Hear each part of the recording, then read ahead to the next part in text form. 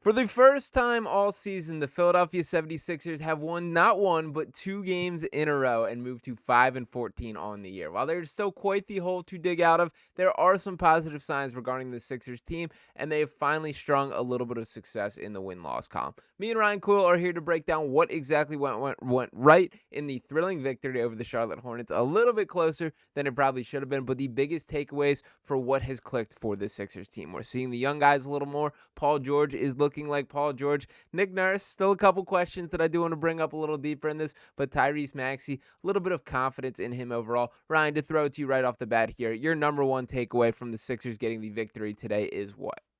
Yeah, you started it with that at the top with Paul George. Looking like Paul George again. 29 points tonight, 10 of 16 from the field, 6 of 9 from three. An 8 assists. He Yeah. shot the ball really well, as we talked about with 6 threes, but that's something that I've noticed more and more that he's started to play with the Sixers. His passing ability and his vision, I think, is an underrated aspect of his game. When we look at Paul George and what we were expecting him to bring to the table, obviously size and scoring on the wing.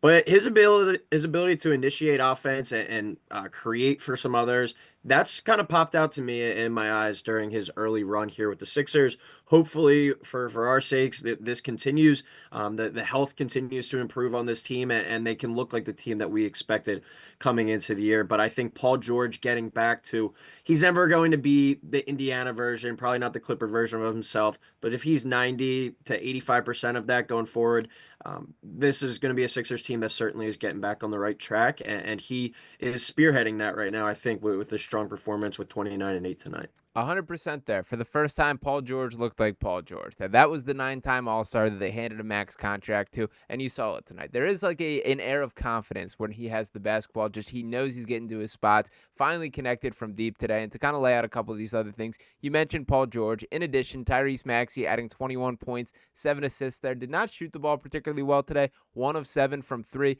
Kelly Oubre was absolutely all over the place early on in this matchup. He finished with 14 points, 6 assists for Kelly Oubre, or I believe that's what that says. That's kind of a crazy day for Oubre there. Shot the ball incredibly well from deep. We also saw Jared McCain make a strong impression off the bench. 17 points there. Shot 7 of 10 from the field. A really impressive just string of performances from Jared McCain. Kind of nice to see this because we had that little lull where he had his breakout. He all of a sudden announced some stuff to the stage, and on 2 really tough perimeter defense with the Houston Rockets and Los Angeles Clippers there, kind of was shut out. So it was nice to see him break out again. You saw the confidence of how he played, what he brought to this team, and that's probably the biggest issue that I have with this Sixers game is I don't understand why we didn't see more Jared McCain in this. He played 3 minutes in the fourth quarter. When the offense went to absolute stalemate here, we saw him just be watching from the sideline just like you or I. So pretty frustrating for me that was the case. What's kind of your thought process on Nick Nurse seemingly having this guy on a little bit tighter leash than I personally feel is fair? Yeah, it doesn't make much sense and it's funny because it comes on the day that he was awarded the Rookie of the Yeah. Month, in the NBA out of the Eastern Conference for the month of November. And I think I saw you tweeted earlier. It was pretty much what more does he need to do to show the ability that he can play at like a starter's minutes every single night. The guys in front of him aren't really doing anything necessarily to stand out. Maybe it's just size. I think we kind of talked about that at the beginning, but that can't really be used if you're going to put a guy like Kyle Lowry into Exactly. the lineup as well with Tyrese Maxey. So it is a bit of a head scratching move. It does give you Doc Rivers flashbacks, but I think at the end of the day, talent is going to win out, and he's going to find himself on the floor more than not. But I agree that there shouldn't be a situation where he's only playing 3 minutes in the fourth quarter and he's got his warm up shirt and his sweatpants on as this game is coming down to the crunch time. Yeah, I understand there will be matchups that are not made for Jared McCain on an every night basis. The Rockets and Clippers being 2 specific examples that just happened that I understand the need to scale back his minutes. Tonight against the Charlotte Hornets was not one of them, and especially when he did really bring that spark, made a strong impact in that first half here. Do not understand the thought process behind going towards these defensive-minded lineups.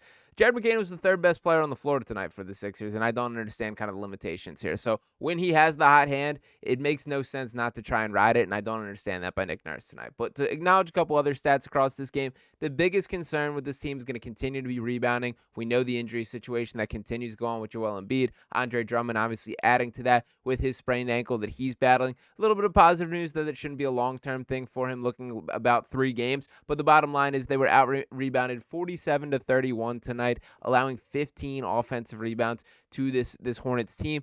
Looking at a couple other stats that both teams shot the ball fairly well from beyond the arc, 38% for the Hornets, 40% for the Sixers tonight. Rebounding is really the biggest story to me. That's not really going to be something that there's a quick fix to. I thought Yabusele played excellent tonight. He finished with 14 rebounds, a career high for him. What do you see from that? We saw KJ Martin get a jolt of life. I do think the young guys playing more is a little bit towards this, but how do you fix that moving forward if you're the Sixers, Ryan?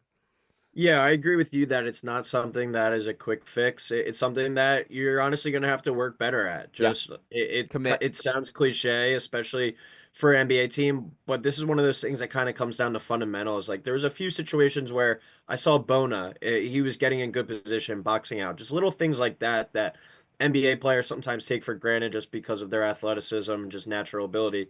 But you're going to have to just work at it in these situations. It's a personnel based kind of thing where this team doesn't really have much more rebounders on the roster outside of Joel Embiid, outside of Andre Drummond.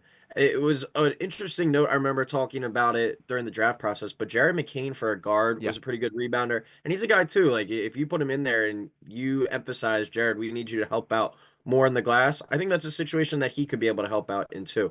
But there was just too many opportunities tonight for the Hornets. They had double digit offensive rebounds. Even little guards like KJ Simpson were able to run around and get a few loose balls, extra possessions. One led to a trip to the free throw line for him. Things like that in these close games, those are the differences between wins and losses. And the Sixers were able to have a big enough cushion tonight where they were able to extend the lead and get the win.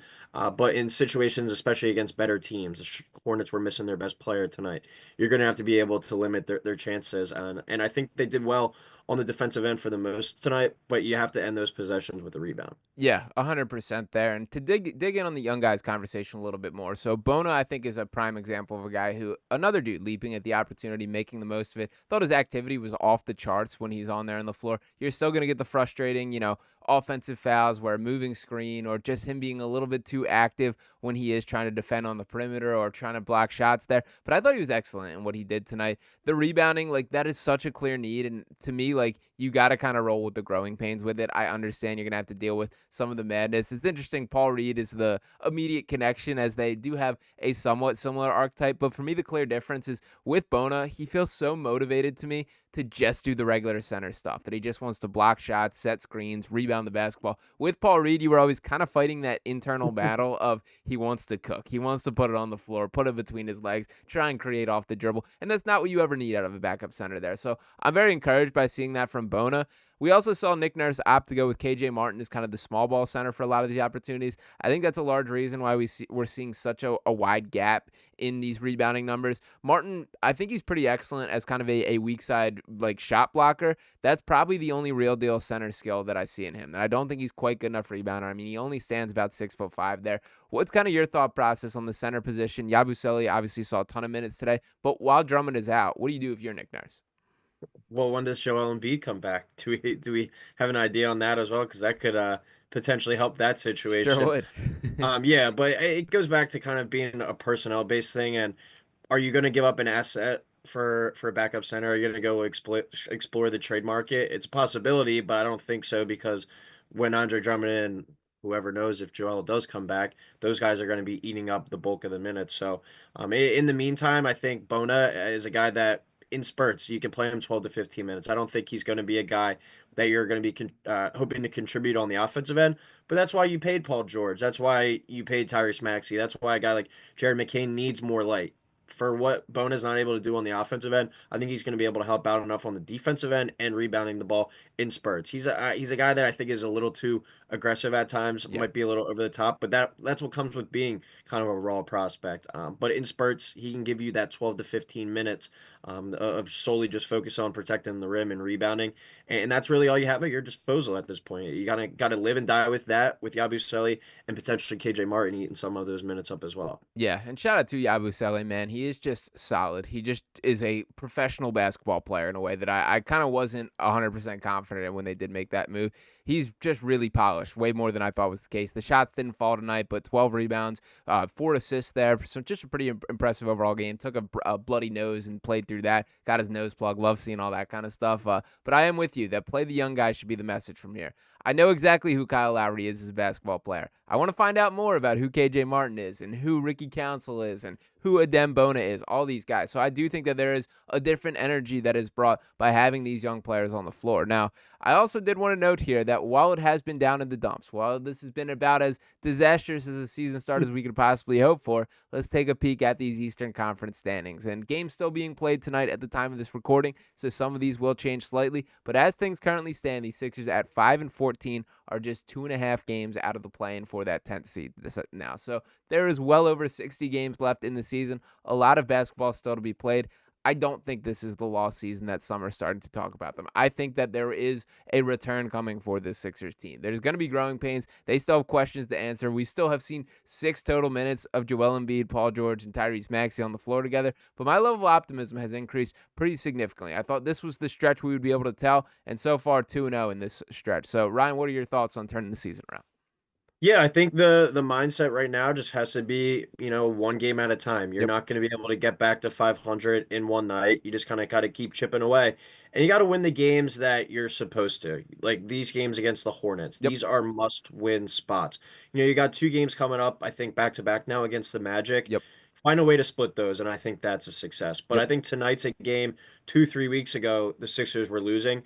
Winning these games is certainly, it sounds really simple, but that is what you have to do to get back on track and get yourself back in the mix. You're going to have to steal a couple games as well against some of these upper echelon teams as you nurse yourself back to health. But it starts with winning these simple games and one game at a time. And like I said, this is a game that they probably lost 2 weeks ago. They Yeah. find a way to win it tonight. Tyrese Maxey, Paul George combined for 50 points. Jared McCain does his thing as well off the bench, and you're starting to look like you're moving in the right direction, and that's certainly a positive from where we've been for most of the season. 100% there, and we will see how things shake out from there. But as you mentioned, the next 2 games back to back against the Orlando Magic. They then play the Chicago Bulls and then against the Hornets again. If you can win 3 out of those 4, all of a sudden the tune of the season begins to change a little bit, and the schedule does get tougher after that. So this is an important stretch to capitalize on. I know they play the Cavs in the next game and a couple other talented teams beyond that. So let's lock in. Got to take advantage of every single game. But I am encouraged by what I'm seeing from this Sixers team, at least in the short term. Nick Nurse, let's clean up a couple things. Young guys, keep going out there and balling. And to you guys, appreciate you guys for continuing to tune in. So appreciate each and every one of you guys once again. If you have not already, make sure you are smashing that subscribe button. Drop your comments below. Where are you at? Are you bought back in on this Sixers team, or you still need to be sold a little more? I understand the skepticism if that's where you are, but regardless, we're powering through this season one way or another. So make sure you're smashing that subscribe button, dropping a like on this video. Me and Ryan will be back talking with you next time. Peace.